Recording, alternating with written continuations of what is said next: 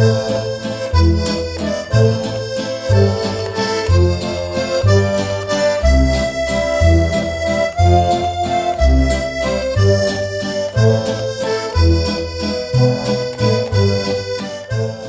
dirais qu'en information, en tout cas surtout au syndicat des métallos, c'est un feu roulant.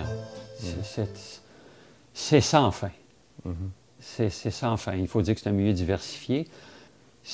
Tu rentrais le matin à 7 h, puis à 7h10, ta journée était déjà déboîtée, tu étais déjà ailleurs, puis tout ce que tu avais planifié, tu te disais comment je vais faire pour le faire. J'ai souffert de ça aussi, d'être obligé d'intervenir dans toutes sortes de sujets. Tu sais, fallait avoir un point de vue sur, non seulement en santé-sécurité, mais sur un problème politique, sur un problème en santé, un problème sur la question nationale. Des fois, il y avait comme plein de sollicitations. Tu vois, le développement régional, les Amérindiens, c'est incroyable la diversité de sujets sur lesquels il faut se prononcer. Pour le syndicat des métallos, ils ont une tradition, pas beaucoup de syndicats qui font ça. À chaque année, il y a une assemblée annuelle. C'est-à-dire que là, les sections locales délèguent des gens, puis ils font le point de l'année, puis ils se donnent des orientations. C'est une sorte de congrès régional. De congrès, c'est considérable. Hein? 200-300 personnes, c'est considérable. Une autre chose qui est intéressante au syndicat des métallos, c'est un des rares que ça, c'est un syndicat au suffrage universel. Oui, de la section locale au directeur du district, au directeur international, c'est au suffrage universel. Ça a des avantages et des désavantages. Le désavantage, ça fait une structure extrêmement politisée, mais l'avantage de ça, c'est que au niveau des sections locales et partout, il y a la possibilité d'influencer puis de donner une autre direction au syndicat. C'est arrivé, il y a eu 3 élections dans le district. Moi, j'en ai connu une, mais avant moi, il y en a eu 2 dans les années 60.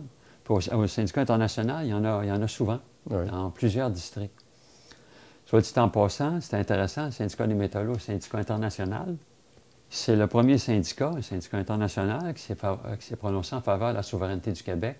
C'est pas banal, ça. Non, c'est pas banal. C'est pas banal, mais c'est un syndicat international. Dès le début des années 70. Oui, tout à fait, tout à fait. Lors d'une assemblée annuelle, ils ont fait comme un sondage, puis les membres se sont prononcés en faveur. Puis ce qui est intéressant, c'est que c'est la structure du syndicat des métallos qui permettait ça. Il y a d'autres syndicats internationaux plus centralisés. C'était pas possible de faire ça. Il n'y avait pas d'instance québécoise. C'est ça. Alors ici, on a créé une instance québécoise, puis là, c'est unique. C'est le seul district qui a son assemblée annuelle. C'est le seul district qui a son journal, puis qui a même 2 journaux. C'est le seul district avec une approche aussi dynamique dans le recrutement. Le Québec a été... on le voyait d'ailleurs quand j'allais faire de la formation à Pittsburgh. Les métallos sortaient du rang. Tu sais. Ah oui. Ils étaient dynamiques.